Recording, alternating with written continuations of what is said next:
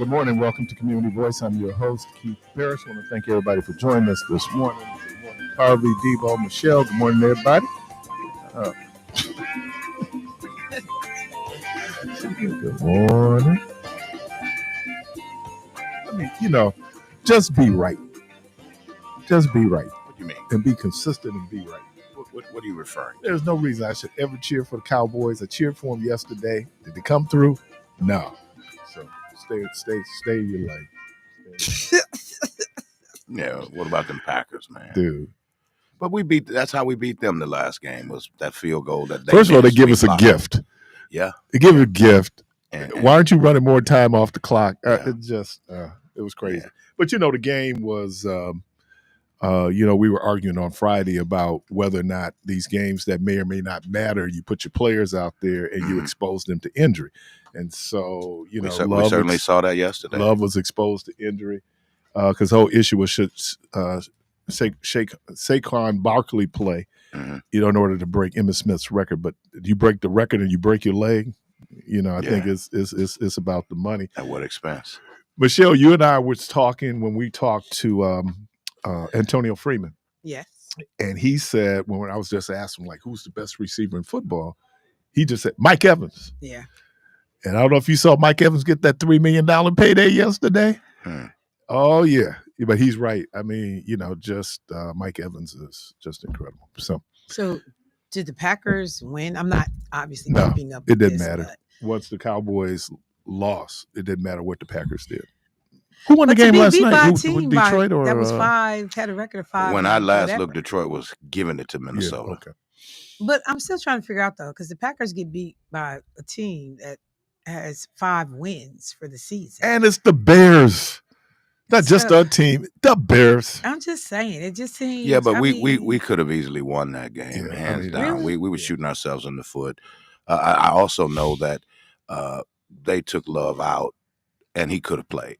He could have played. And why put him back out what there? expense, though? Yeah, I mean, I he get mess that around part. and he Like I really. said, I really don't care. Yeah. Well, I mean, there's rhyme no reason to it. There is some rhyme or reason. I just felt like I need to do I that. did, she walked in the door talking that smack. I did not. What about the Packers? Oh, did the Packers lose? Knowing that they lost, but she want to ask me, did they lose? Is that Martha's Vineyard? It is. Bougie. Really? It is.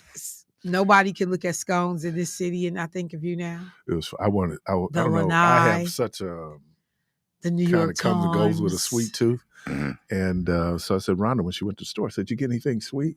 She said, no, but I have some orange scones. like I'm gonna eat that. Oh, no way. I watched TD Jakes yesterday. I don't know if you've seen the New Year's Eve service that they had at the Potter's house. First of all, that place was packed. Oh my God, that's a huge thing. It was packed. And so people still coming, huh? Oh, they packed it out last night. They I think he got some like a 5-minute ovation. There's their pastor. Back on him, huh? But he almost died. We didn't realize the severity of it. Well, what was wrong with him? It looks at somewhat his heart. Oh, it was his heart. Yeah, and so he almost died. I mean, it was. It said had it been 5 minutes later, it could have been a lot worse than it really was. It's also said something that the medical chief of staff at SMU Hospital is a member of his church.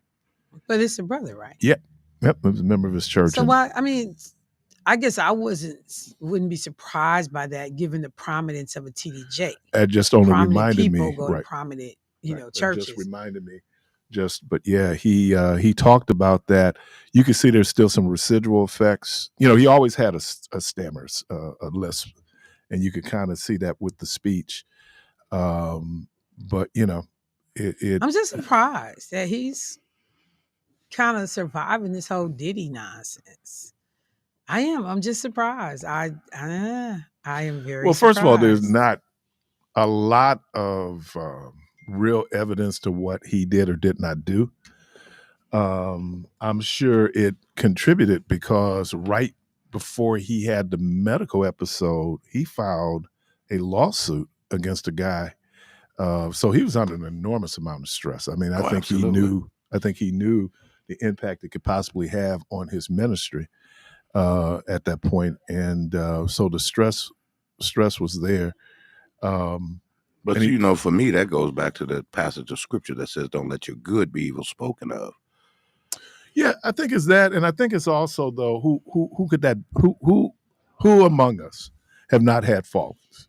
I think the difference is, I always say the greatest sin is exposure, right? Yeah, you do. And when people, you might not know what I'm doing, but because you're a public person, we're gonna know. Right. And so I think that was part of it. But I always say, if perfection was a prerequisite, no one would serve. And true. Part of trying to work through what you need to work through is understanding that you also have to work on yourself. And sometimes we get so caught up in trying to make this thing happen that maybe spiritually or emotionally, there's some things that we're not dealing with.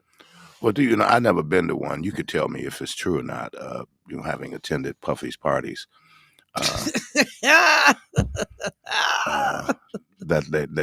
they say that at a certain point they come around and they say, "Okay, regular party's over. You know what time it is. If you want to be a part of what's about to go down, stick around. If you don't, it's time for you to leave." Yeah, but I think part of what makes this so well. Let's talk about the serious issues that Sean Combs is dealing with in terms of trafficking, sexual assault.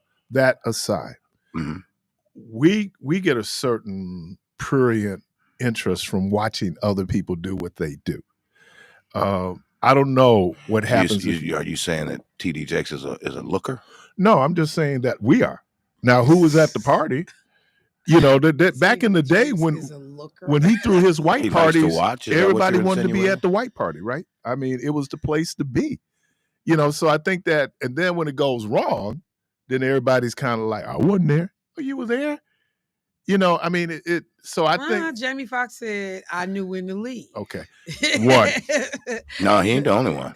Well, not everybody know when to leave. Jay said, I mean, they've been new because their names never came up. It's a party, man, and how people get down at a party is how. No, I'm just saying this is a private behavior. Am I supposed to pass a moral judgment?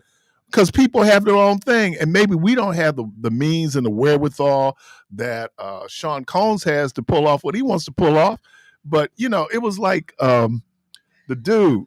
I'd never heard this before. I'd never heard this term, freak radar. I don't know if you remember this. There was a guy.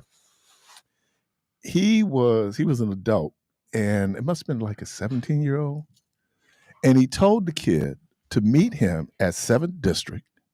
And they had sex in the bathroom at 7th District. And I remember when the story kind of came out, somebody said, "Man, that ain't on my freak radar." How people get down is how they get down.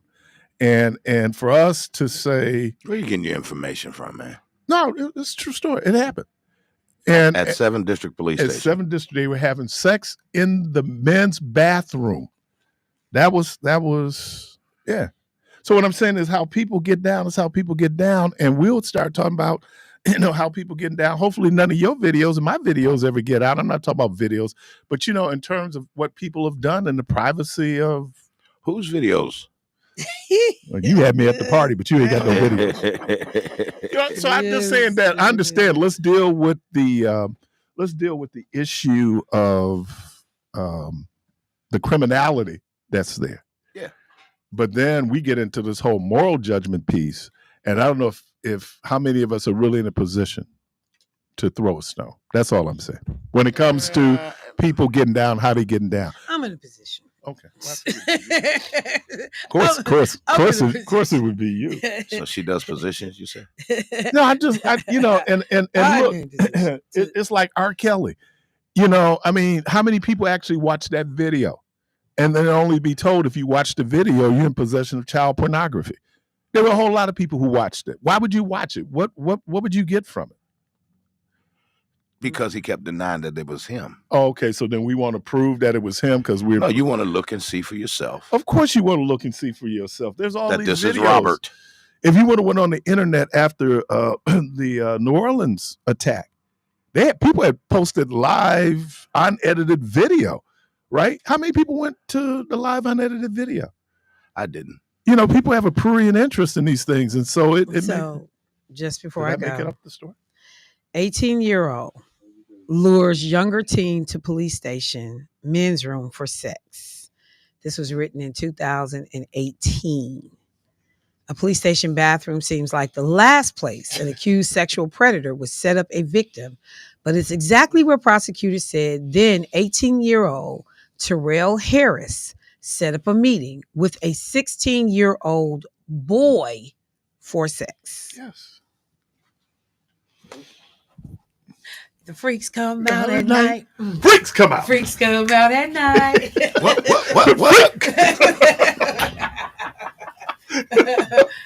So and maybe So I ain't seen the twist though that it was a boy. that's what made it. That's what made it. You know. No, what makes it crazy is you going to the police station to get your freak on. And you're already a registered sex offender, right? Isn't that what that article said? They called him one. I don't know if they called him one based on that after the conviction afterwards. or what the point, but yeah, people do a lot of things. And Keith, what made you remember that? You want? Because look, how unusual. No, I remembered it. I remembered it. That's why I went to go look brought that for back to your remembrance? Because when it also was that about the same time the political consultant was dealing with his issue. So the political guy. Yeah. What was his name? Wiener. I'm not. No. Not Anthony Weiner is something different. Well, he was meeting men in the bathroom, wasn't he? No, Anthony Weiner was sending salacious videos of his wiener. There was something about him in the bathroom. And then his wife worked for Hillary Clinton. Mm-hmm. He was in Congress. They have a whole documentary of them trying to deal with this stuff. Uma. Yep. Yeah. No, what I'm saying is, and so if you high profile, you know, I mean, it is. And so for us, you know, because you maybe not for some of you folks, but you know, you be sitting up here looking at folks going like, I wonder what's up with that. Caller, welcome to the program. Well, hello. How you beautiful souls doing? The ugly ones too. Good. Happy New Year, man. That's it. Oh, okay. You hung up? Yeah. So definitely praying for the recovery of TD Jakes. Everything aside, in terms of the last 100 years, he's one of the greatest preachers to walk this planet. Farrakhan, they were at an event. Farrakhan turned to him and said, "You know what? If you and I got together," because Farrakhan is one of the greatest preachers to walk this planet. Mm-hmm. And there's no question about TD Jakes' charisma. You know, his ability. But again, we're human beings, man. And people, we forget that. And then we want passes. I remember when he was dirt poor, man. From West Virginia. Yeah, he used to have them little raggedy suits look like he man, that hair. Got him. Man, look at money. Yeah. Look at money. And then, you know, whoever his fashion designer is between that guy and whoever fashion designs for, what's my boy? Family Feud. Steve Harvey. Well, his wife picks out a lot of really? Don't ever let your wife pick out your clothes. Well, no, because she's upgraded him tremendously on some stuff. Because them long suit jackets, I'm so glad they gone. Oh, yeah. I'm glad that phase. So then he gave him up for bright shiny. I mean, I'm just saying. All the kids are comedy, right? You know, yeah. I'm glad. Yeah, I was watching. You know, Bernie's show is on Netflix right now, and I'm watching the early episodes. When I tell you the stuff that boy got away with doing on TV, network TV, yeah, America. Oh, when he told that whole routine about his gay, was the gay the little one? When he's about the stand-up piece with him downstairs. Him downstairs. Yeah, he had a show on yesterday, which Jordan, his nephew on the show, his playmate, Jordan's playmate, Bernie Mac, erroneously believed that his playmate had two dads. And so the little boy came to play. So they had a little white son that came to play over at the house. Bernie Mac was losing his whole mind. He finally took the little boy home, like, you got to go home. And they was like, what did you do? He was scared the gayness was going to rub off on Jordan. He said, he already soft. Like the stuff that Bernie Mac got away with on that show. Well, I think, and that my God. This gets back to, and I've seen really rebounded from it, but Kevin Hart. Oh, yeah. And the routine he had about his son. Yeah. And when he told that, you could tell it. Oh, we laughing. Now, I was watching the thing and the guy was gay. And he was saying, we can't say anything. Now he's gay, right? He can't say. He said, look, I was cool when they took something. He said, but when they took, that's so gay. And he was gay. Right. His point is that, and we kind of aired the other way where, I never thought Don Rickles was funny. A lot of people thought Don Rickles was hilarious. He wasn't. He was homophobic. He was racist, right? He had a whole lot of negative, but we could laugh about it. I grew up where people told, Polish jokes, and they wasn't called Polish jokes, right? And white folks probably have jokes they tell about black people in private. And then when it becomes public, we're going to be offended. Now, that was like, what's the because she has a special on Netflix right now too. Her name is Michelle, light skin, thick sister. Mm-hmm. I can't whatever her name is, but her name is Michelle. She's been in a lot of movies, and I actually like her as an actress. So she has a stand-up bit on Netflix. So I said, let me watch her and see what's going on. She got a Dave Chappelle in her stand-up about the trans. About the trans stuff. And it was one of them moments, like the crowd obviously appreciated her saying something, but I just kind of sat there like, and I say this, we used the term problem. One of the things that kind of overarches all of this is that in America, I don't think we have a clear understanding of what it is to be transgender. I'm talking about scientifically and medically. We emotionally think or believe what it is, but there's some medical things going on too. And I guess, and as Americans, we're adults, you hope that you put information out there, but for some people, they will take it to justify, and I'm going to be very kind and use the word ignorance, because all you got to do is look it up. Right. If you feel like, oh, I ain't going to look it up. No, you don't want to look it up because you don't want to necessarily know the truth. And the problem with truth is, truth sometimes will take us to uncomfortable spaces in our own life, right? That truth, when you go in and you look at yourself, and my pastor was preaching yesterday, about examining yourself. Check yourself or you wreck yourself. But that's a hard journey, man. When I take a hard look at me, why is solitary confinement so difficult? And you don't have any contact with anybody else. Guess where the focus is? On you. And all of us are out, and we do a pretty good job of covering up our deficiencies. We were talking about testimonies last week, and I said, you know what? When you get up and do your edited testimony, you done edited it all out. Let's look at the raw footage, because the raw footage is a different experience. You know what I'm saying? I mean, and I'm not going to use the word okay, but that's human. And I think we forget sometimes that we're human. We human beings can do incredibly wonderful things. And then human beings can do incredibly depraved things, right? That's all part of our humanity. There was a question yesterday about, where's God? When we see evil flourish, the first question we ask is, where's God? Right? I mean, same place God was when good was flourishing, right? And that's hard for us. And so I thought it was ironic. I know nobody pulled it in, and I think you did a great job this morning, because even, and I hate to say this, the Sunday school lesson yesterday talked about this thing where they said that evil, like, they're getting away with this. Where's God? You're God of justice. How does evil flourish? And we ain't talking about evil's existence. It seems like right now, evil is flourishing. Winning. Yeah. Yeah. But then you have to counter that with, well, we had Barack Obama, or we had Jimmy Carter, right? So I mean, the idea that everything is just going to be all cool and no, I mean, it is human beings, human affairs. I do not know how the Creator interjects herself into a lot of things that we do, because a lot of it is just on us. And I think that it's for some people, it's a dodge to say, I'm going to put it in God's hands. Really? I don't think God voted in the last election. You and I did, right? Other people did.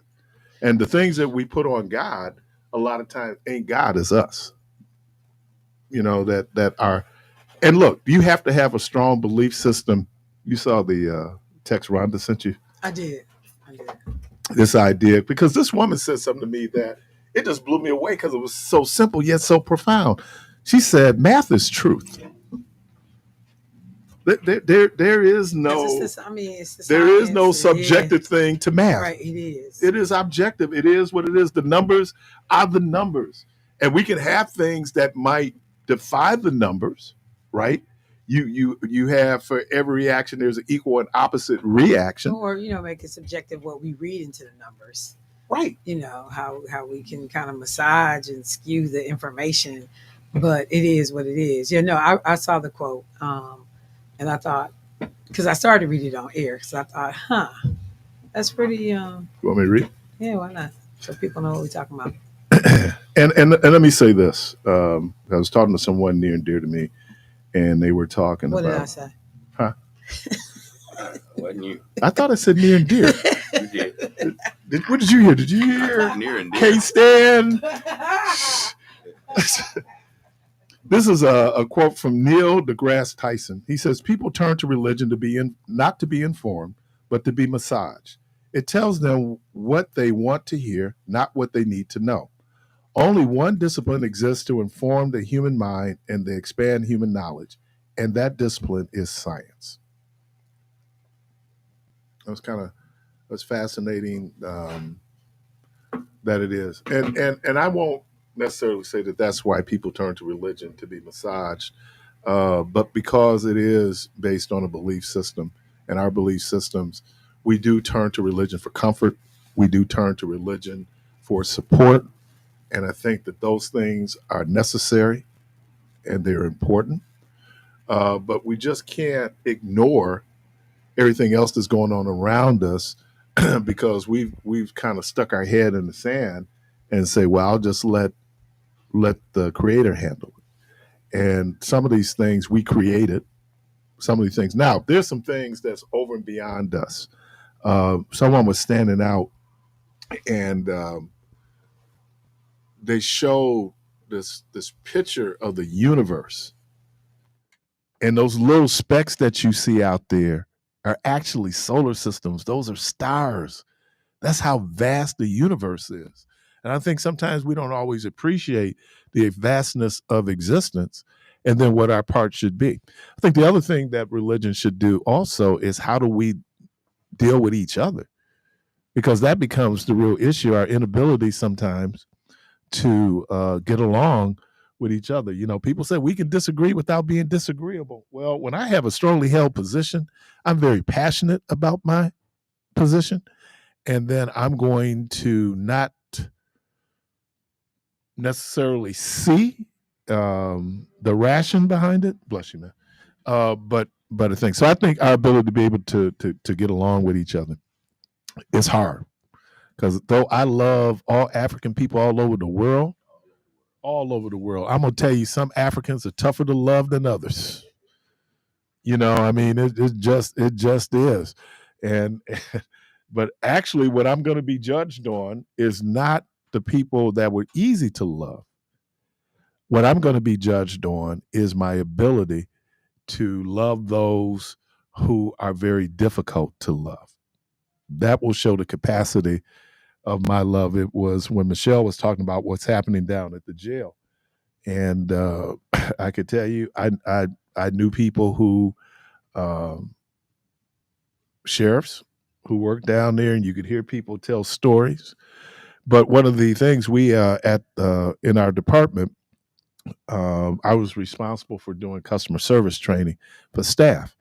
And so, as you do, you should go out and do research. Hey, who has real good customer service programs that you can take from or that you can implement? And one of the suggestions was, hey, you should go to the sheriff's department. The sheriff's department, now they didn't call it customer service, it's called de-escalation training, right? And so you already heard, because one of the instructors showed their bias, even though he was teaching it, he wasn't feeling it, but then he said something, or the female instructor said this. She said, well, sincerity is not required.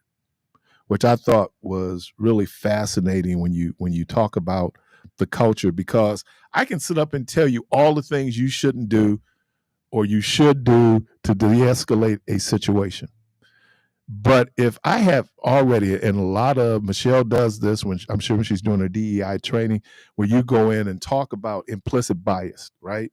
That though outwardly I give this impression that I'm a pretty good guy, right? I am. And, I love everybody and I don't see color. But there are all these implicit biases that have been programmed into all of us, by the way, right? And certain biases comes towards certain people. So if you have a reaction based on how a person looks, you would think, well, that's just white people. There are black people who are condescending towards other black people. Peace. And so when Michelle said it's a culture, that's probably real. But trying to root that culture out. Now, the interesting thing about the one employee that Michelle talked about was that he was on probation. That's an easy fire, right? I mean, that's easy. Yeah, dude, you can be fired because I didn't like what you wore today. You're on probation. That's just how it works. But let's say that this was a person with tenure who's in the union. More difficult to move that individual. And then here's the option that person has. If they're looking at possible pending criminal charges, that if they're a county employee, city employee, state employee, they'll resign.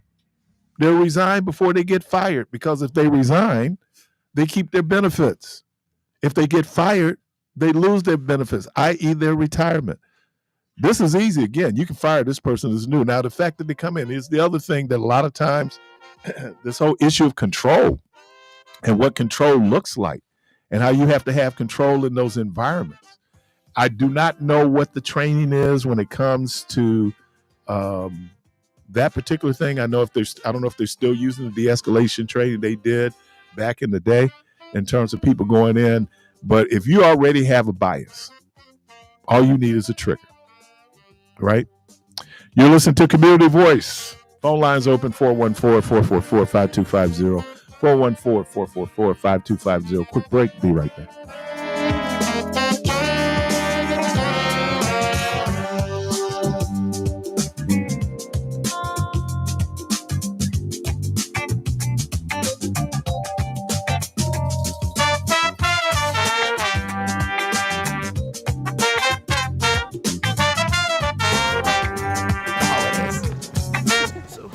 Holiday trips, and holiday toys, and holiday bonding.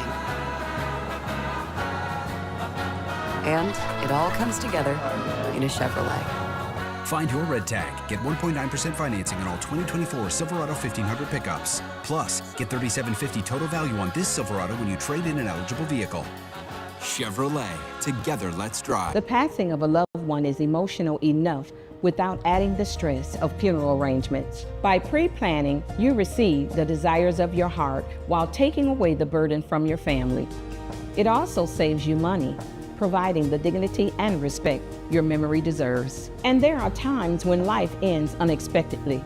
Please know that the New Pitts Mortuary is here to lend a helping, caring hand anytime, day or night. We are the New Pitts Mortuary.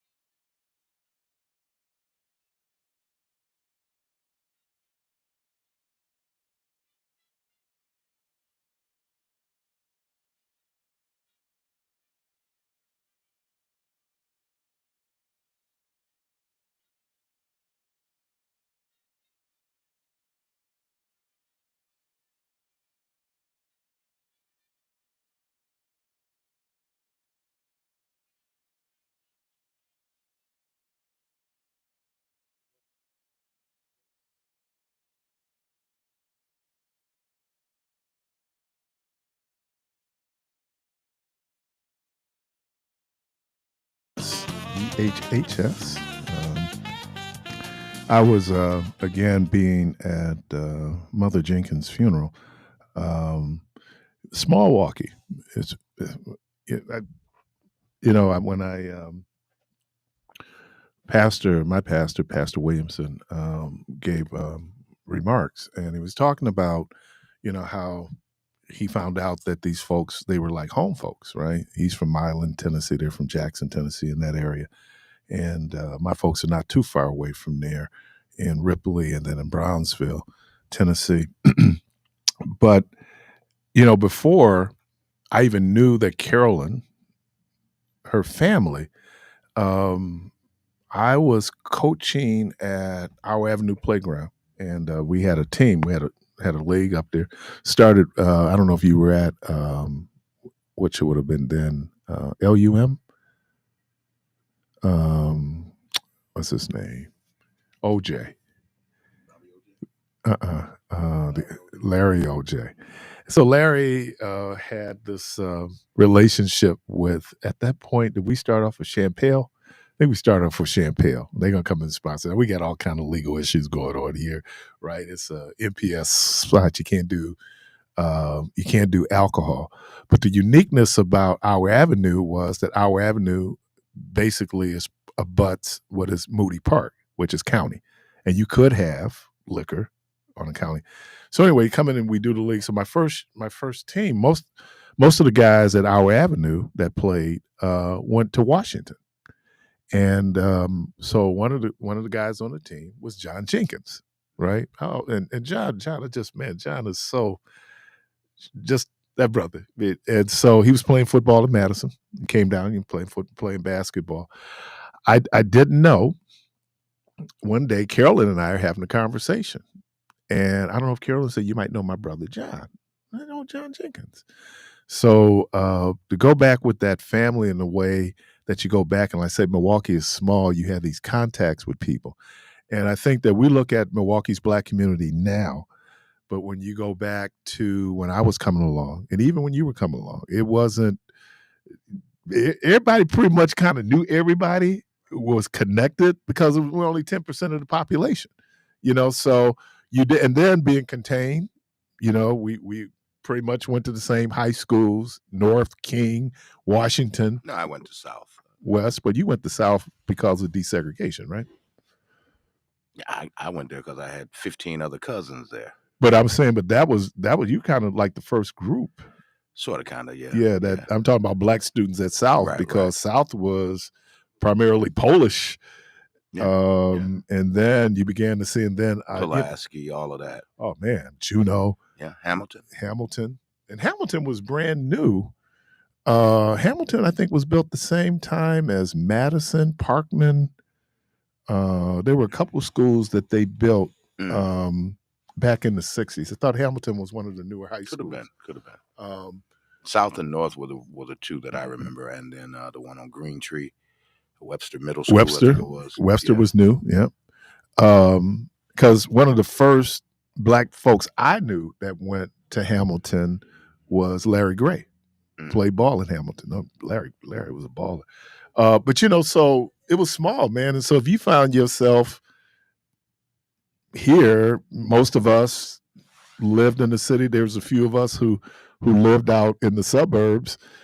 But in Milwaukee back in the day, the suburbs was pretty much Capitol Drive. If you live like north of Capitol Drive, it was, and I'm so ignorant growing up, and to just tell you how hyper-segregated this city was. I had a buddy, his cousin lived in West Lawn. So he go out and visit his cousin in West Lawn, and he come back bragging about all the girls out. So I thought West Lawn was a suburb. I had no clue that West Lawn was public housing. No clue at all. Until one day we're out in McGovern Park, and I look and I go, oh, that's West Lawn. Had no clue. So it was how small and how contained we were on a lot of levels. My former classmate Ron Joyner from Washington D.C. I remember when I got to Mount St. Mary's. Now Mount St. Mary's in Maryland, Emmitsburg, Maryland, up near the Pennsylvania border, and so first of all, there are no Black people there from Wisconsin. me. I'm the only black person there from Wisconsin. I never, Ron said, is there any black people in Milwaukee? Now, it seemed like a whole lot to me. It seemed a whole lot to me. And they just thought about Green Bay because they saw the Packers. They thought about Milwaukee. They thought about the Bucks. But they had no clue. And then we began to see in the 80s and 90s another migration in the city, which really expanded the black community in terms of population. So we went from 10% of the population. I think we're now about 25% of the population, 25, 20 in that area, a little over a quarter of the population. And then same time, we then had another trend where we began to see Hispanics moving to Milwaukee or moving to Wisconsin. I was telling a story when I was at Victor Burger. It was at Victor Burger.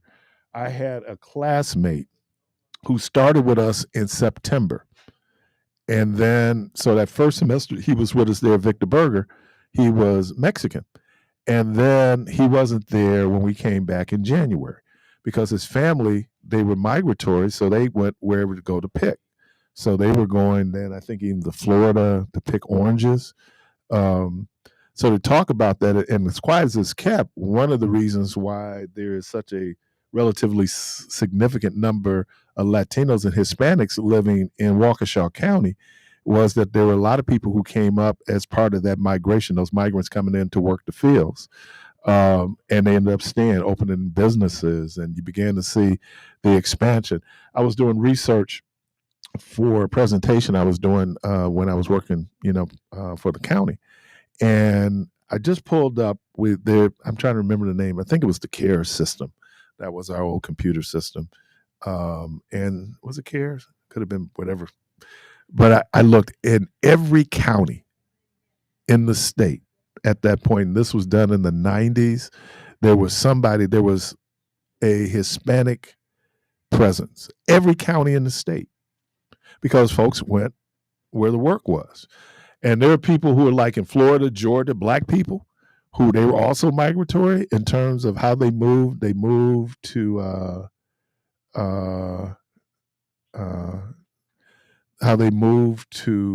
Georgia, Florida to pick fruit.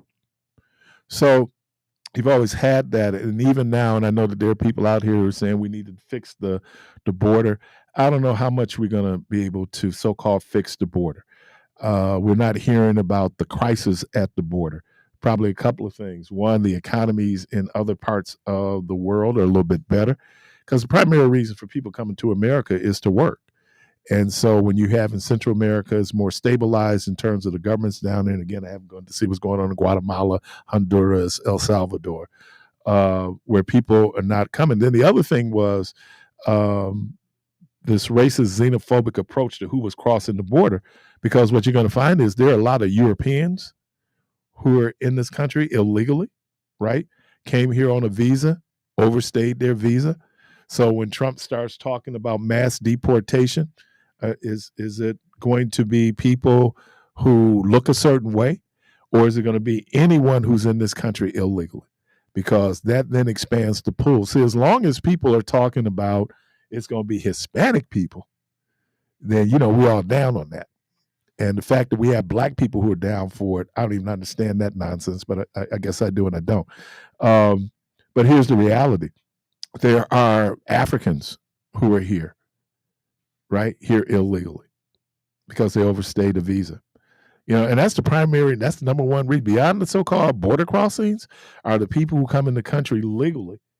And then for whatever reasons, the visas are not renewed and they just stay. So when we begin to talk about the crisis, and I asked the question, if I'm a person of European descent living in New Hampshire, why am I talking about building the wall down in Arizona and Texas and California? What? Because there's always this idea of the others and how some of us will get on the team, some of us being descendants of enslaved Africans, when we're still the other. We haven't overcome being the other. We haven't overcome being marginalized. We haven't overcome being oppressed and being abused. We've made some changes, But it seems like every step forward, we're going to take 4 steps backwards, right? The misogynism that you hear, and when they were talking about the leadership in New Orleans primarily, and how they just went up to the task, and one elected official called them a DEI appointments. DEI appointments. That somehow, because the mayor of New Orleans is female, the chief of police is female, and then the assistant special agent in charge was also female. Okay. And so based on things that happened, and look, if you could go in and script that initial news conference differently, the first 2, you probably would have. But there was a lot, and Michelle talked about it, there was a lot going on in that room, right?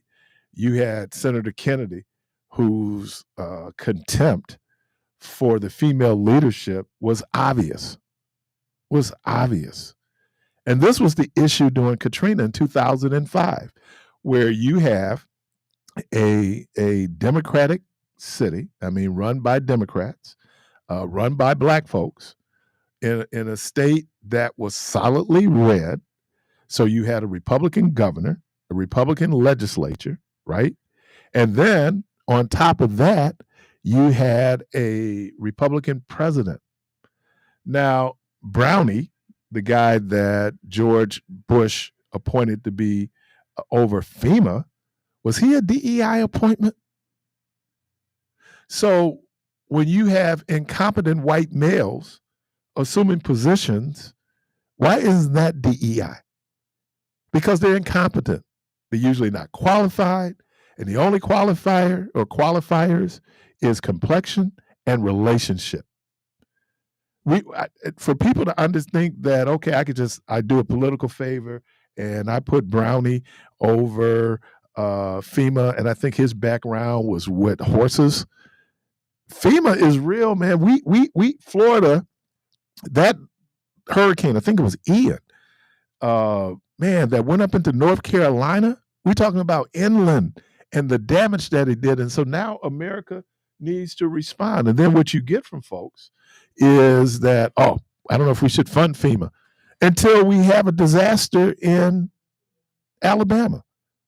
During Katrina, everybody talked about New Orleans and southern Louisiana and what that looked like. But there were places in Mississippi, places in Alabama on the Gulf that was decimated, okay? And they weren't poor Black and brown living in New Orleans. So when people kind of argue with us about government and you concerned about socialism, it's negative socialism until you need it, right? Till you need it. I remember when I worked on the South Side back in the 80s, and we were dealing with a economic downturn, right? America's moving away from its manufacturing base. We're closing plants. And so people who Quietus kept communities that was hit hard by a lot of these plant closures was South Milwaukee and Cudahy and West Allis and West Milwaukee, right? That you had where men were able to go and do very middle class, kind of have a very middle class income, and now that's gone. And there are no jobs come to replace it.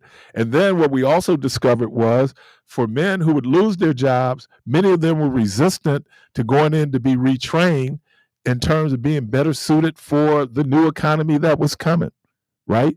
And so you had instances. So when people came in, there used to be a term that we used in public assistance called that people could be cash poor and asset rich, right?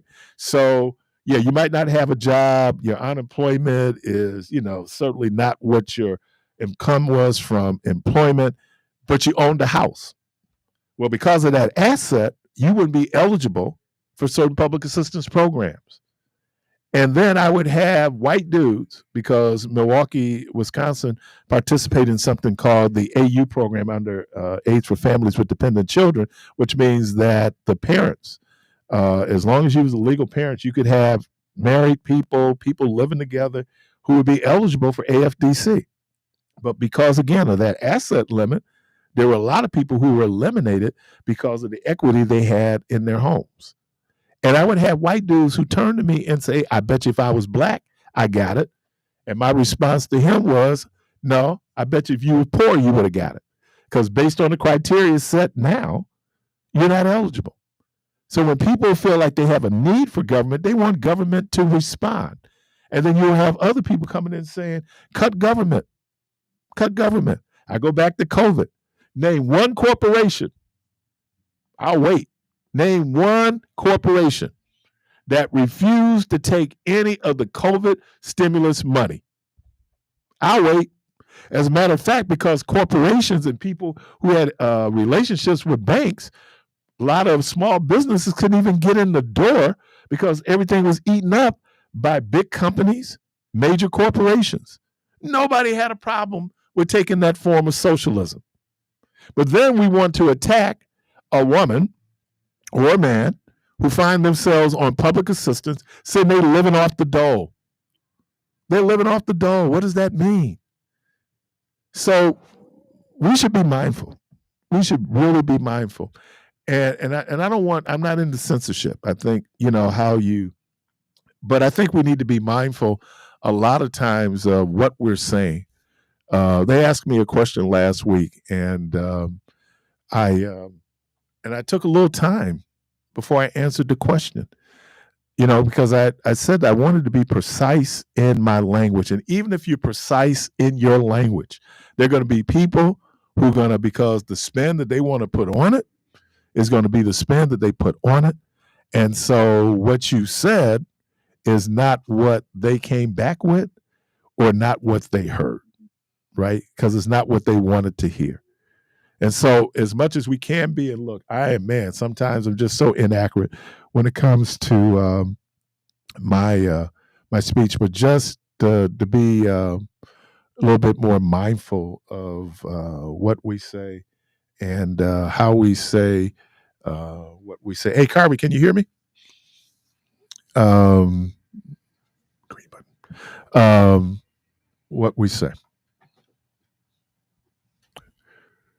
Caller, welcome to the program. Man, it's kind of cold down there in the dungeon. Man, it's cold everywhere, man. It's cold out. It's cold. Not just in the dungeon. I was in the man cave yesterday. I had to warm that bad boy up. For real. What you got? All right. It was this church service. So the pastor was up preaching. He was getting down. All the parishioners, they was, amen, Jesus, everything. So all of a sudden, the devil appeared. So devil started throwing fireballs, and everybody got to running and everything out the church. So it was this one lady sitting in the front row. She was looking down, reading her Bible. So the devil walked up to her and said, "Why ain't you scared of me? Why ain't you run up out the church like everybody else?" So the lady, she slowly closed her Bible, looked up at the devil, looked him straight in his eyes, said, "Why should I be scared of you? I was married to your brother for 40 years.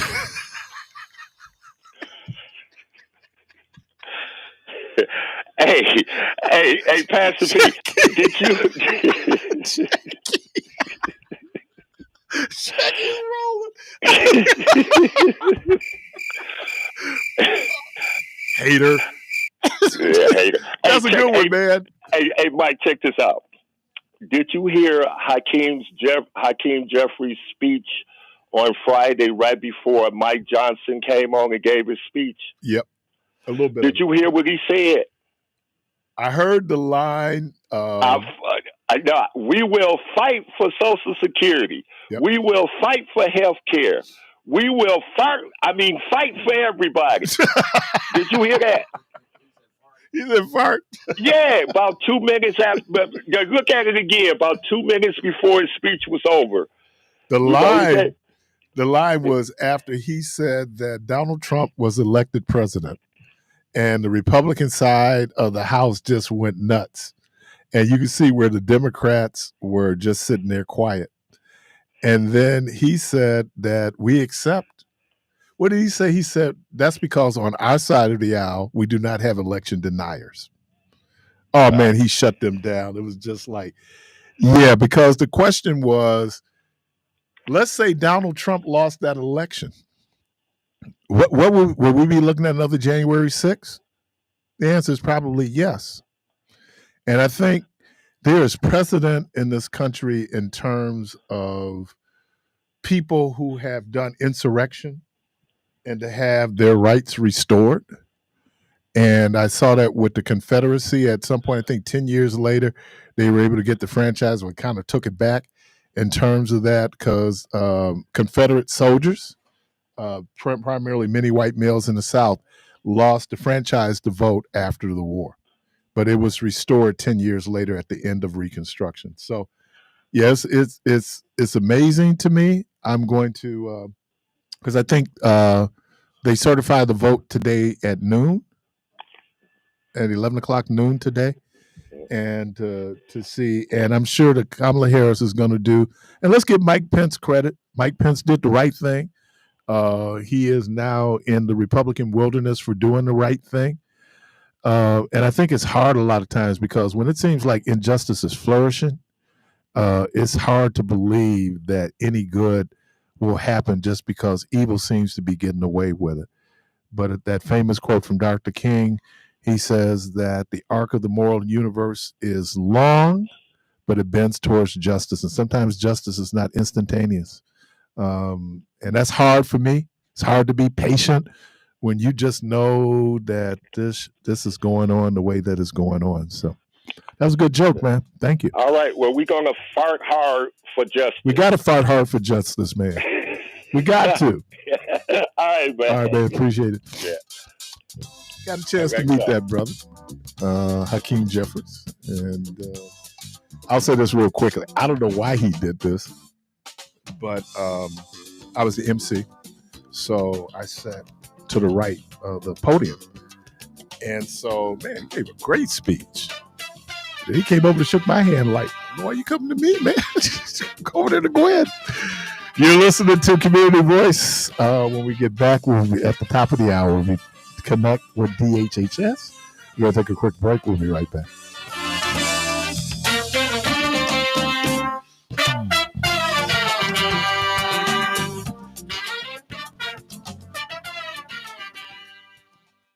Visit the Milwaukee Art Museum on January 24th.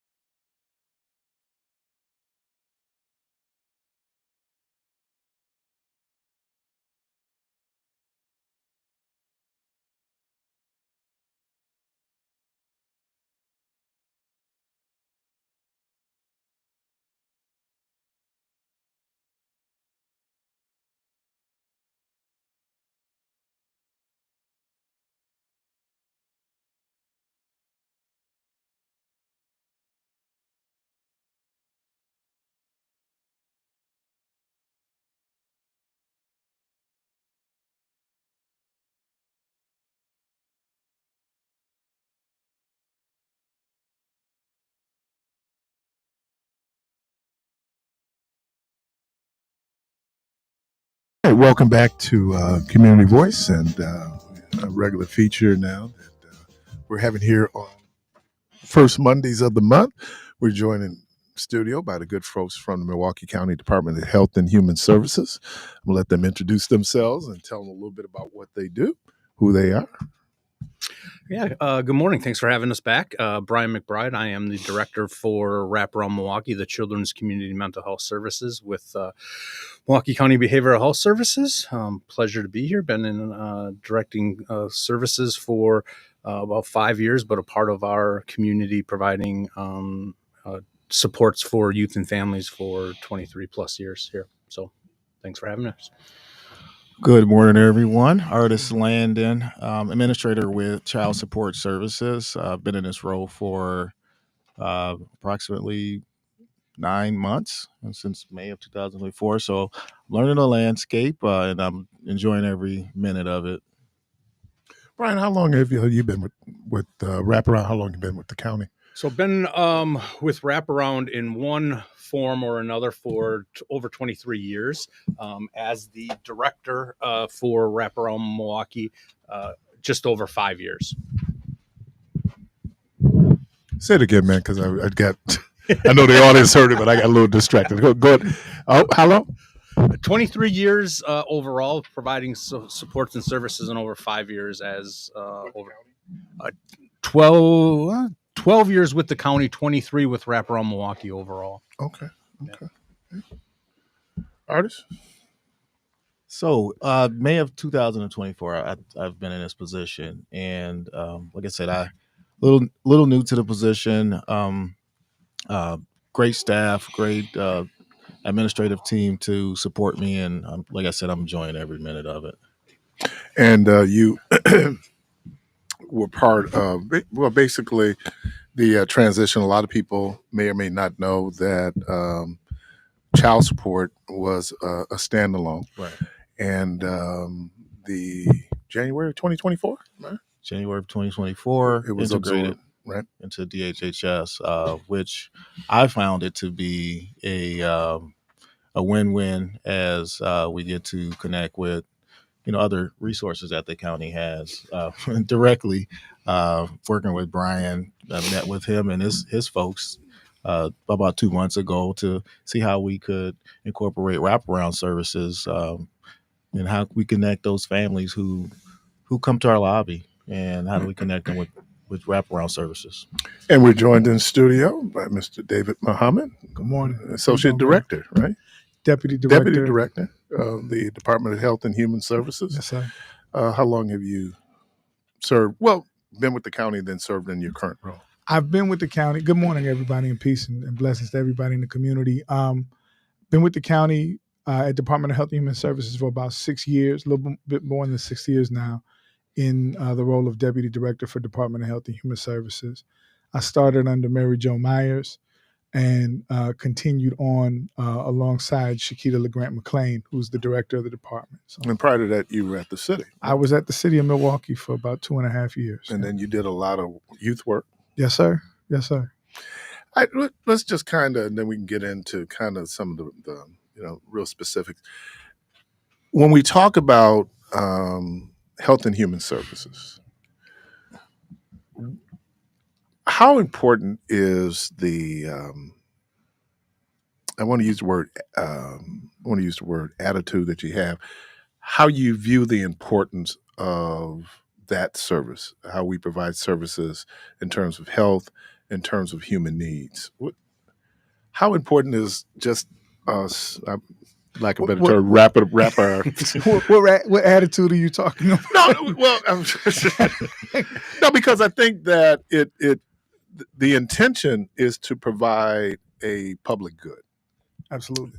But we also have human beings who are part of that, right? And so institutionally, the attitude or the institutional culture becomes important in how those services are delivered. I think that's what I'm trying to get to. If I could just dive in and then my colleagues will take it. I think that it's important for us to acknowledge the role of bias in kind of systems and how programs are delivered. I think oftentimes we talk about structural inequity and then neglect the fact that we're all human beings and we bring our own experiences to the work. And then even apart from that, there's policy that can make things even worse for folks. It is critical. I mean, you've heard myself and Shakita LeGrand and my colleagues who are here. We're committed to person-centered work, and that is work that focuses on the needs of individuals, that does not necessarily deepen harmful involvement with the system, but at the same time is aware that there's labels that systems place on people just so that they can get through the door and get the services that sometimes they need. And so we have to really kind of be reflective. We have to be responsive. We have to listen to what people are saying. And then we have to hear the needs of community. And oftentimes, they might come in relating one problem, but we might see a housing need. We might see a substance use, need, or undiagnosed disabilities. Or as we've talked about with youth justice, we had about 60% of those in the detention facility who had an undiagnosed cognitive disability that could have been addressed earlier on in life and prevented harmful involvement. And so when we talk about the work of wraparound, when we talk about child support, which is not a door that many people ever want to have to go through, but if we're in a situation like that, how do we connect those individuals to the services and supports that they need so that if they are a non-custodial parent, that they can be in the lives of their children and make a living to support themselves and their offspring. So, yeah, I would, obviously second everything that David just mentioned. And I think when you look at Health and Human Services, there's a stigma that's attached to some of the supports that we offer, and for us to break down those stigmas, address them through transparency. The excitement for the work that we do shows, and I think the direction that we are wanting to go in providing that support, and why we've integrated certain things, because there's a connection to the needs of the community. So when you address those and you're honest with it, and you listen to individuals and really do it with an empathetic ear, you can connect, and you can see that people are struggling at times, and there's need that's out there. But if we can all come together and break down those barriers and make access easier and faster, you gain trust, and that is really a big part of being successful in what we do. Right, I definitely agree with both, and especially the keyword trust is how do we regain that trust, or how do we gain trust of the community?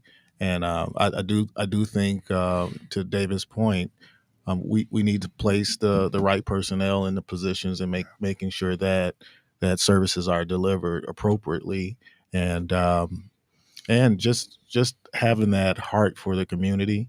Like I said, I've been in this position since May of 2024, and I've lived in this community for a long time. I have lived experience with child support, so I do see, and going through the child support system, I'm just here to help those who are involved with the child support system to navigate the complexities, and help them and win that trust back.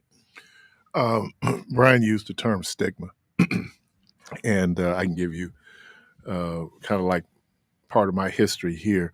The stigma attached to back then social services, now we talk human services, being involved, was the last thing you wanted was to have a white county car parked in front of your house, right? That means that whatever you were struggling with now becomes a little bit more public. So there is a certain stigma that's attached to people getting help. David said something that I thought was very interesting, because, and I asked you about your years of service. I can remember when I first started with Health and Human Services, there was a condescension that professional staff had towards the people who came in the door. We know what's best for you, right?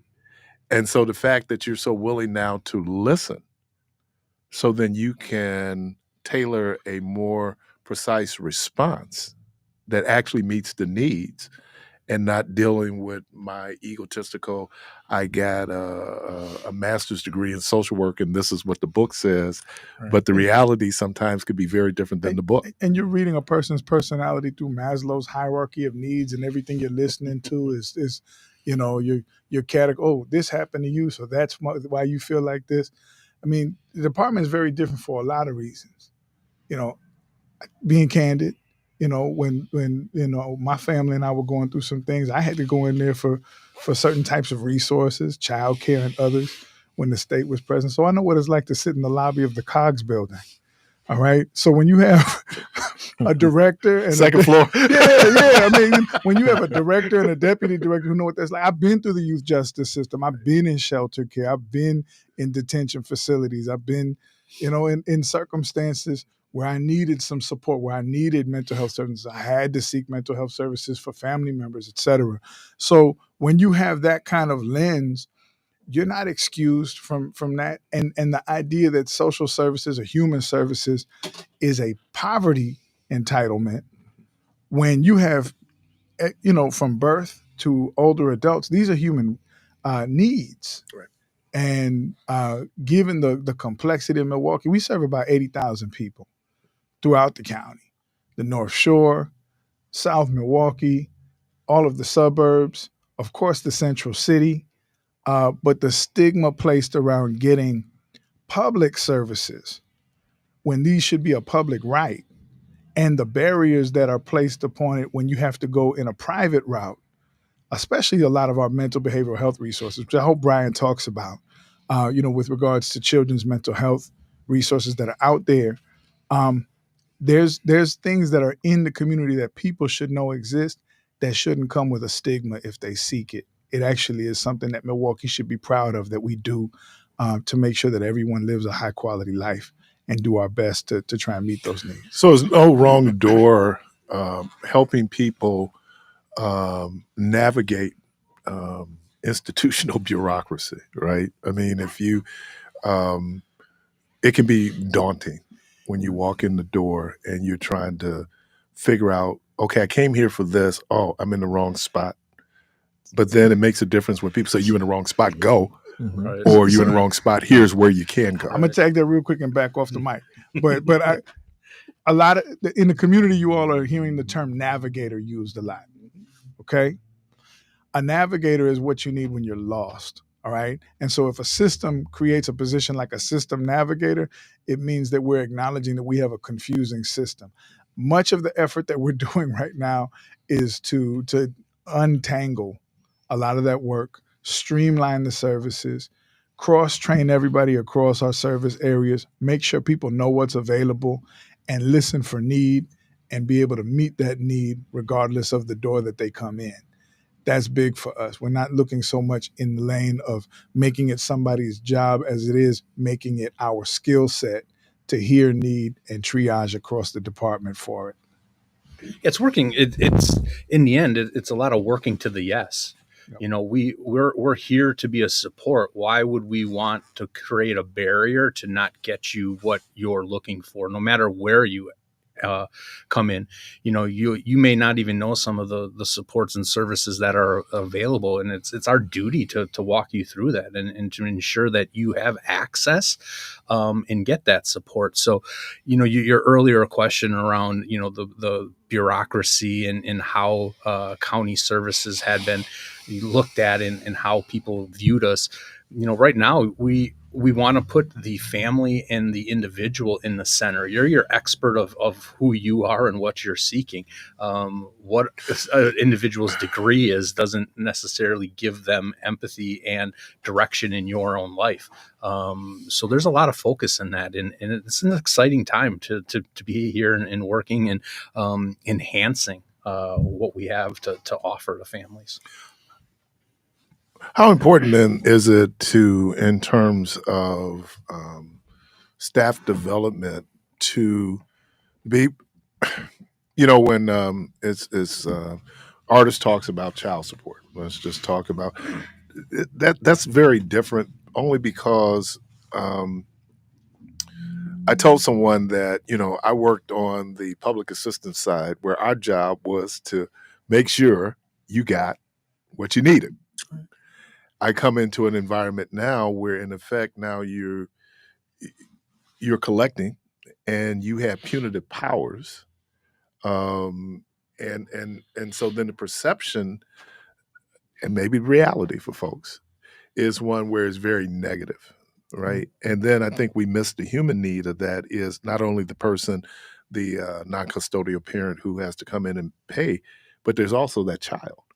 Right. You know what I mean? So how do you balance that between, because I'm constantly, you talk about being a navigator, mediator. I mean, it's just kind of, I hear you, man, but the baby, how do you balance this? So I use the 2 E's, efficiency in collections, and I can get into that, and then empathy. I really,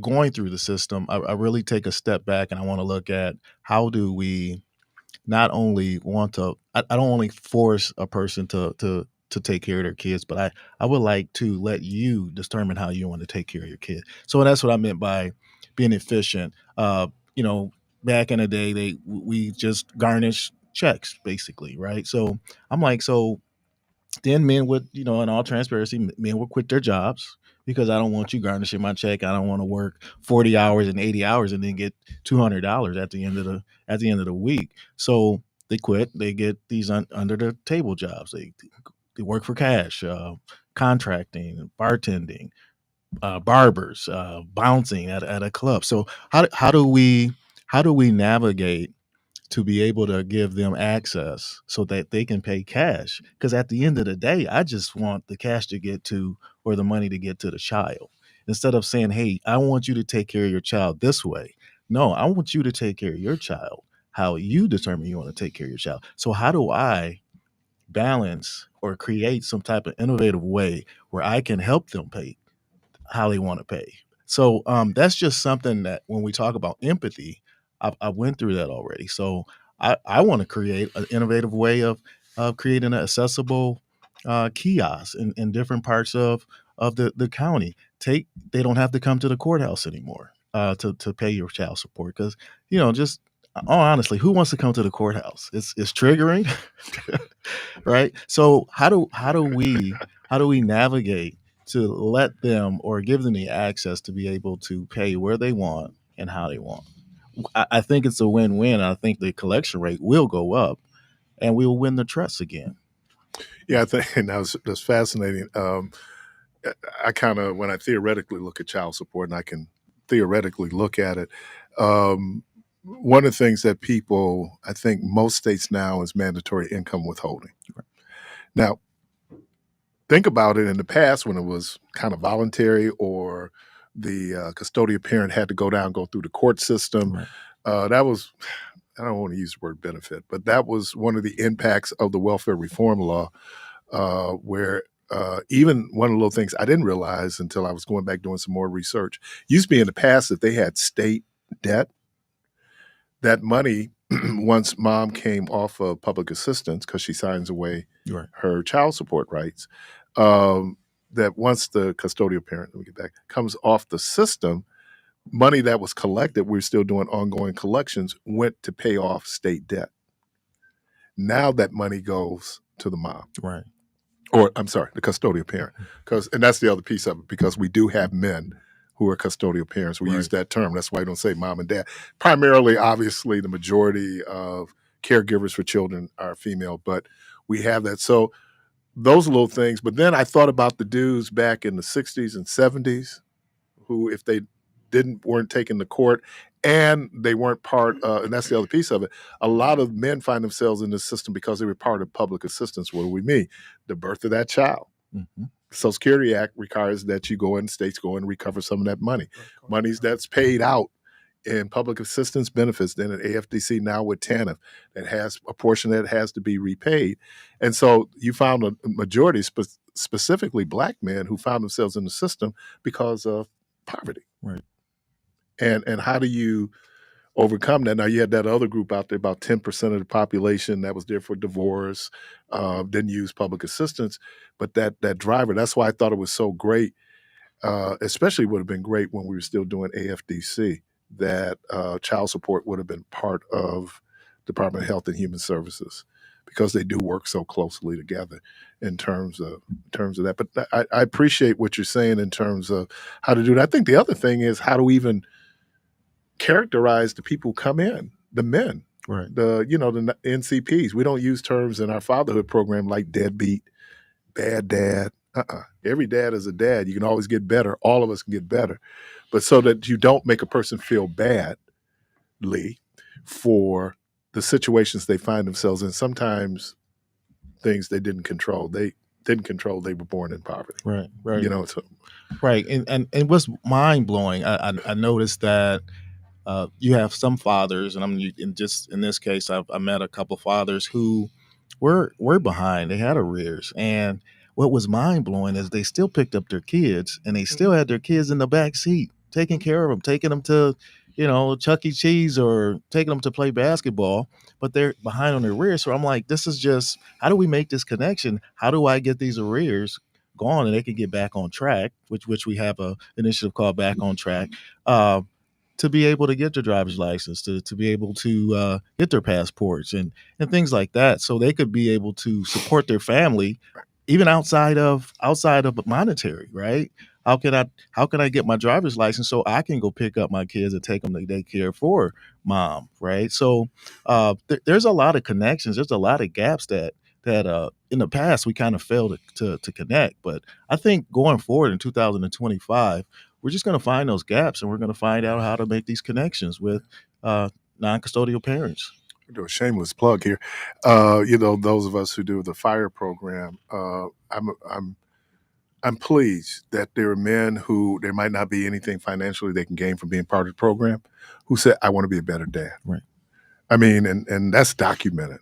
And then when they go through that, so all of us, I wish we were born natural parents, but parenting is it's learned behavior. If you're the oldest child, you can appreciate a lot of mistakes were made on you. By the time my sister came along, my mom was a champ. Man, I shouldn't have lived experience. But having that understanding that it is not to punish you. Right.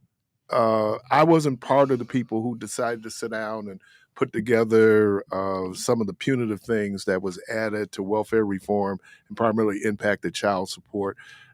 It's supposed to be one of these things where you see it's so the consequences could be so grave, but if you're not dependent on your credit rating, why would you care? Right. What impact does it have on you? If you're going to lose your driver's license, you've been driving without license since forever. What impact does it have on you in terms of an incentive for you to come in? Now, for me to lose my driver's license, I have a different financial, impact or incentive. So being able to do that and not be punitive, but, these things are to get people to say, hey, man, do something. Would you mind if I gave the number for this? Because I Sure. think, good things don't promote themselves. And I think the Back on Track program is probably one of the biggest things that we've accomplished. It kind of flew under the radar for folks. But for fathers who are interested in it, the number is 414-340-0247. It's, again, 414-340-0247. And as artists, kind of subtly stated, the program basically eliminates those. For every added incentive for child support arrears owed before 1996, there's a $2 reduction in state debt. For every $1 paid towards child support arrears owed before 1996 to the other parent. For post-1996 cases, which is a lot of brothers out here, right. The ability to reduce debts is limited due to state debt settings. However, the program can eliminate all child support arrears and interest owed for anybody who had it carried on from pre-1996. But all of this stuff from the Back on Track program, evaluating cases, identifying financial problems, educating the payers like Artis was talking about, resolving state debt that's out there that's just hanging over people like a rainy cloud, clearing up warrants, which is a whole lot of situations out there, it's worth contacting somebody. Yep. Again, that number is 414-340-0247. And this is a brother who knows who's running the whole area for Milwaukee County, which is significant because looking and making sure that his staff are in line with the vision is what we're tasked to do. Right. I think it's, and thank you, David. Appreciate that. I think it's trying to get even the non-custodial parents, the custodial parents, my staff, to understand the why. So where does child support fit in this whole ecosystem of the community? We have over 120 something thousand cases, right?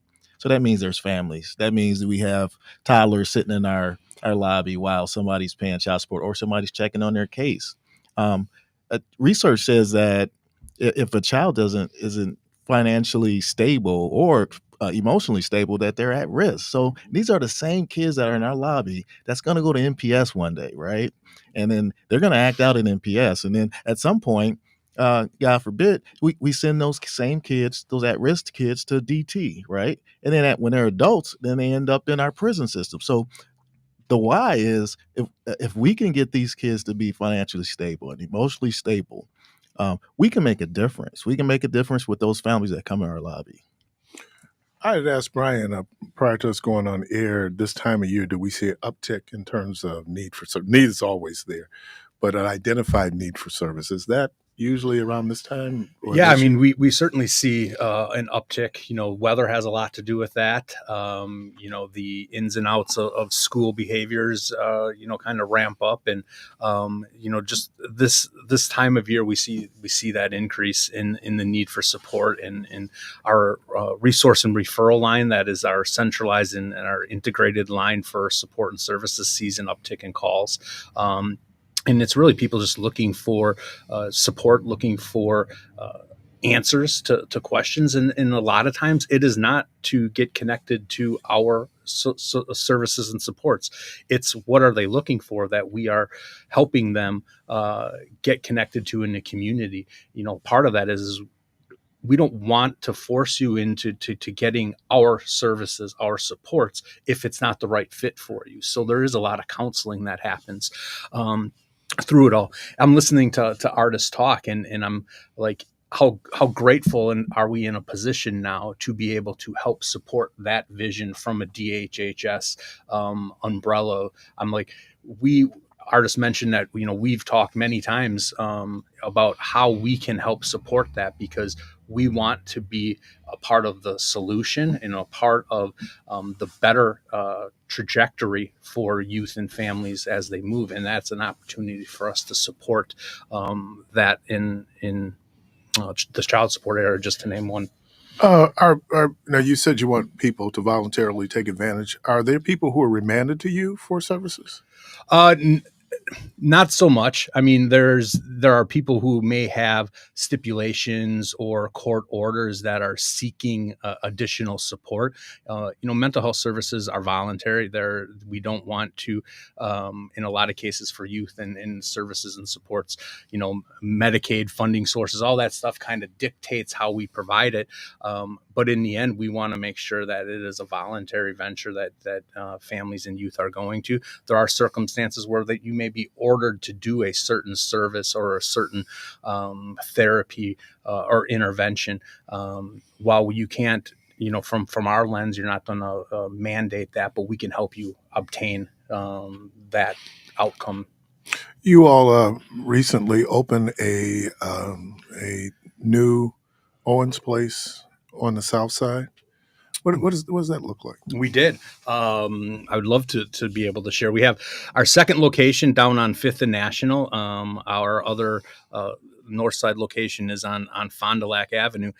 Owens Place is what we like to call a drop-in resource center.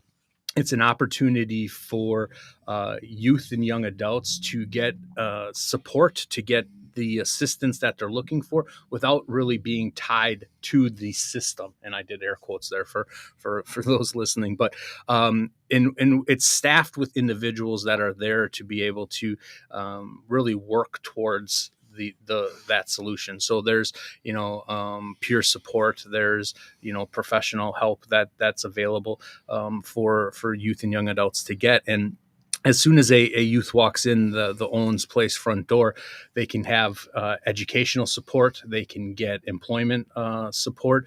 There's a computer lab for them to be able to access, needed resources that way. But it's also a space for them to decompress, to be able to get away from, a daily struggle that they may be having, and relax and intertwine themselves with others who are in that space, and really try to strengthen connections for youth within our community. So very blessed to be able to have that second location open up beginning of last year. I got to remember that we turned the calendar year, right?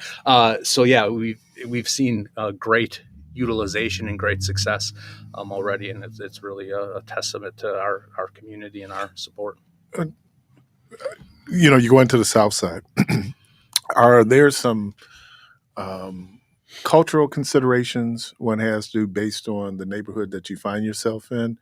And then how are you calibrating to be able to make sure you're responding, based on those cultural needs? Yeah, I mean, so, one of the things that we were very intentional about is ensuring that we have the ability to communicate, right? So bilingual staff on the South Side is a very important place to be for us. And, we took in the community around us, and we, from the very beginning, wanted to embrace and be a support to not only the businesses, but you look at the people who live in the area and the people who are coming into the area, and really embrace all of that. So we did our research, if you want to say, to be able to ensure that we weren't coming in and being this oddity within of how we operated.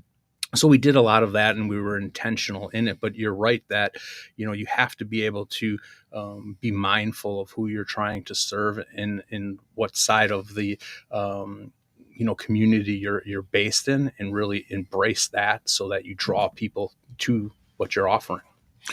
Ounce of prevention is better than a pound of cure. I do that to set this up in terms of what are then some of the proactive things you're doing to try to get ahead of, if you can, as much as possible, some of these issues that our community face, and particularly what your mandate is for service?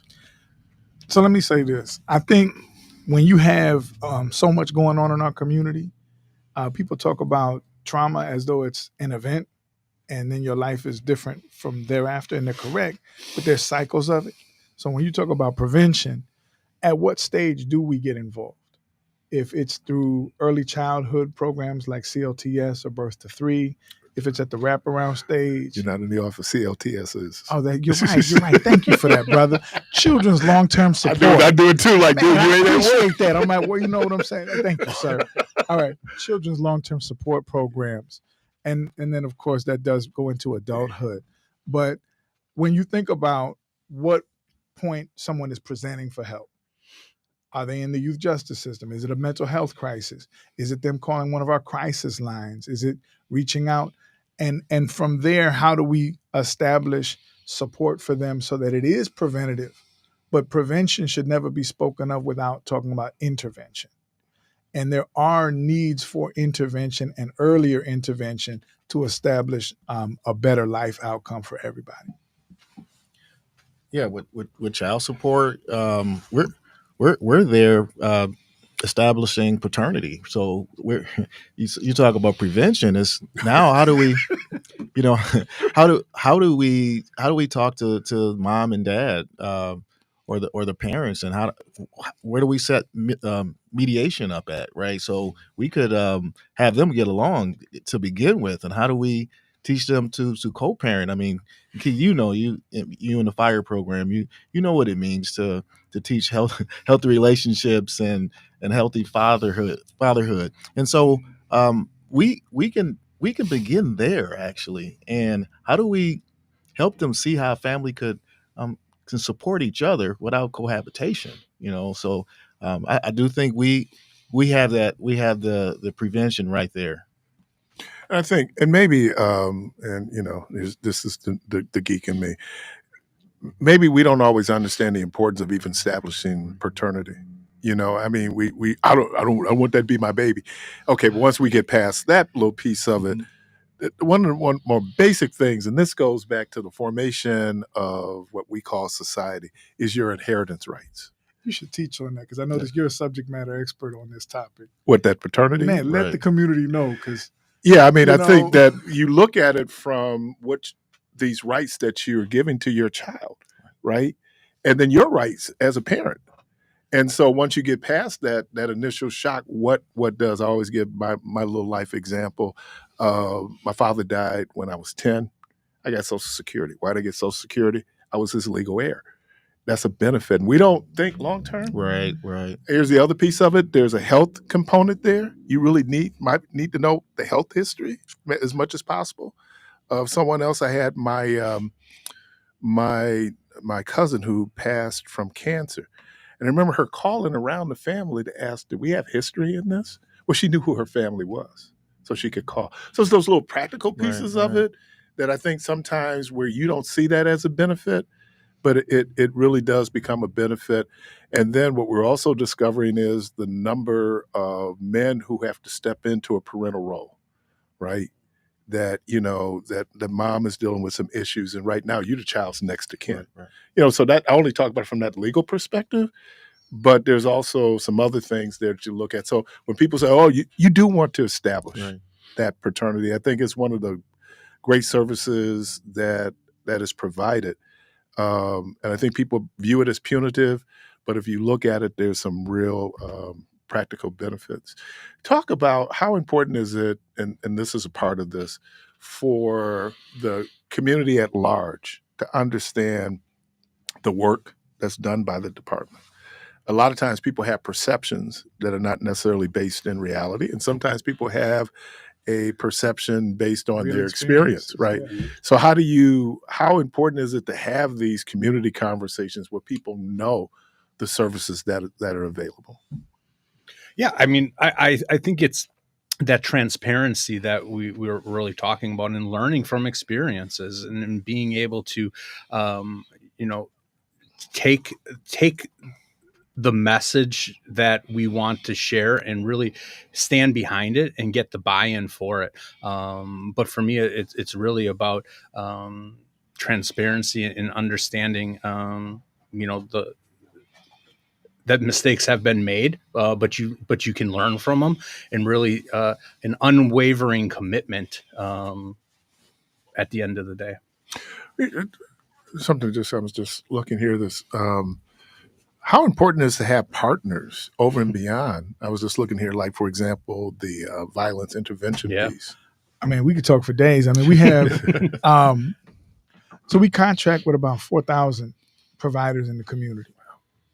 So when you talk about health and human services, if you're an older adult and you're receiving Meals on Wheels, or if you're utilizing the senior centers, or if you're in need of some other type of resource in your home to make your life more manageable, if you have a child with autism, if you have any developmental delays in your early childhood, in your children's life, if you have a young person who's in the community experiencing depression, if you're an adult experiencing mental health or wellness issues, I always want to shout out the number in terms of our resources, 414-257-7222, which is our crisis line. But if you have a gun in the home and need a lock for your gun because you have small children at home, you can call that line and get that there as well. If you have a substance use problem, overdoses, things like that in the community, you can get harm reduction things there as well. Homelessness, other types of housing instability supports, that is a part of our department. So I think what we want the public to understand, and our providers as well, is that Department of Health and Human Services is your department for resources and for care and coordination of support for anyone who you might encounter. You can call for somebody else. You can call as a member of a different community-based agency, whether you are a contracted partner or not. This is a resource for Milwaukee. And I think that's probably one of the biggest messages we want to get across. When we say no wrong door, we we want to make sure that people understand where we are, who we are, and how we exist to serve them. And, my colleagues, I know will touch on that more in terms of how the public can engage with us and receive support from us and the awareness of what we do. So as it pertains to child support, and like you said earlier, we were a standalone service area. And as we integrated into DHHS, David mentioned so many services that DHHS has. One of my goals this year is to how do I make those connections to those families in our lobbies that they have access, they now have access, always have access, but how can I display these services? So a father who does not have a job and is behind on child support, instead of saying, hey, you need to pay support or you're going to have a case, but ask him, hey, so how can I connect you with employment? Or if someone comes in that does not have housing and still have to pay child support, so what do you need first? How can I connect you to housing? How can I connect you to mental health services? And it takes, like you said, it takes a paradigm shift with our staff to be able to check into some of those things that we can't make those connections. Yeah, and I would build off of what David was saying earlier, is for us to be successful and to deliver what we need those providers, we need those agencies in the community, those partnerships to be able to be the face of the service intervention and to really be working collaboratively with them. So it is really important for us to be able to build on that and have that available. We talk about Milwaukee Mobile Crisis as an opportunity to get real-time support, real-time, stability, and not have to worry about, was this going to get me into the system? This is a phone call I don't want to make because I don't know what the outcome is going to be, or it's going to get me deeper down. Or how you make me feel when I call for the need for help. Right. So we want to take that stigma away and know that we're really coming out. Mobile Crisis is going to go out to help with you and work with you side by side, and not be what we talked about earlier, that person looking down on you, that oh my God, you're here and now I'm going to take your kid away from you, or I'm going to call the police. That's not what the intervention is there. It's to help to be able to support. So if you're there, 257-7222 is that Mobile Crisis number. So while it's not a front door a lot of people want to be able to utilize, but it is to get support in other places. I've lived in other parts of the country. I think we're very unique, and what was considered welfare was always 12th and Philippe. And but I'm going someplace with that. But we're building a new building, and I was just trying to see what the progress was. But no, sure. it was, and I think that's part of a step away from the past. I mean, it's haunted in that building, right? It was. I worked there. Yeah, it was. I mean, a lot of good happens in that space currently. As a department, we recognized that we needed to maintain our presence in that neighborhood. You have a mental health emergency center there. I'll never forget, I had a partner of mine in the community that said, y'all are closing the hospital. Better do right. That place saved my life. Mm-hmm. And now people are saying that about the mental health emergency center and other services that we have. Director LeGrant, when we were looking at a new building, we saw a whole lot going on in the community, and there's a lot of great things that are happening elsewhere. And I said, well, what about here? What about there? And she was like, well, no, how can we build this and leave this neighborhood? Mm-hmm. And she was right. So 13th and Cherry is going to be our new address. The building is coming up. It's beautiful. Buildings only have meaning if they live up to the purpose that they were built. Mm-hmm. And so we have Freedom's Food Pantry that's going to be in there with us to continue to be a resource in that neighborhood. We've made it accessible, which the 12th and Philippe building is not. If you go in there, ADA compliance issues, it is not ADA. It is not. Let me be legal. All right, it is. It is not to the level that it should be, but the new building will be. And there's a component to this, obviously, in terms of an environmental footprint for the new building. And we're happy that we get to continue the legacy of Marsha Coggs and how she fought for Milwaukee, and continue to have those services provided there, where if you come into the lobby of the new building when it opens in June of this year, you'll have an area for family, coordination of support. You'll have a kiosk to pay child support. You'll have a space to go and talk. We'll have folks from the state there because that was a big deal. And there's a couple of people. When you say from the state, from public assistance. There's at least 2 staff who are going to be located in the new building to help navigate those needs. So that's not going away from the neighborhood in that way. And we'll have all of our administrative and leadership teams on the other levels who can address the needs of participants in the programs or the general public who come in. And so we're excited about this.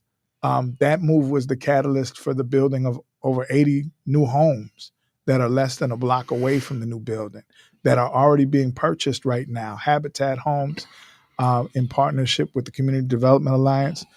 That neighborhood and the dynamics of that neighborhood as voters, as residents and stakeholders is not changing. We've invested in it. King Park, the King Center is being developed as a result. And so good decisions were followed up by more good strategic decisions that were done.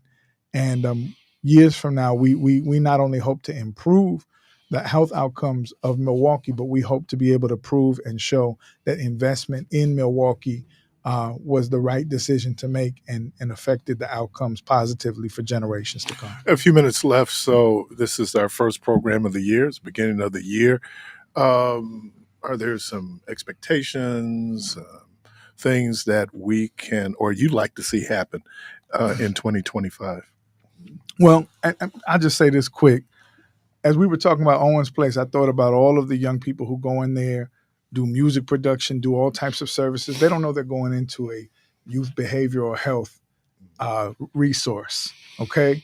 We want more of our services to become something that is common, that people can speak about, can say this is a good thing that exists in my community, and not have it be mentioned with the stigma of poverty, of being labeled or having dysfunction, but have it be, this is so that my life can be better and I can make my community better. And that's the aim and the expectation. We have a new strategic plan that's coming out that is not the length of the 5-year one that built what we have going on right now, but it's a 2-year one that has a lot more tangible outcomes attached to it. You were about to mention some of the community violence intervention work that we have going on. A lot of that focuses on our Credible Messenger program, but we're also launching Advanced Peace, which deals with very high-risk individuals and young males to get them out of the realm of gun violence. And then, of course, we're concerned with the same things that everybody else is in the community.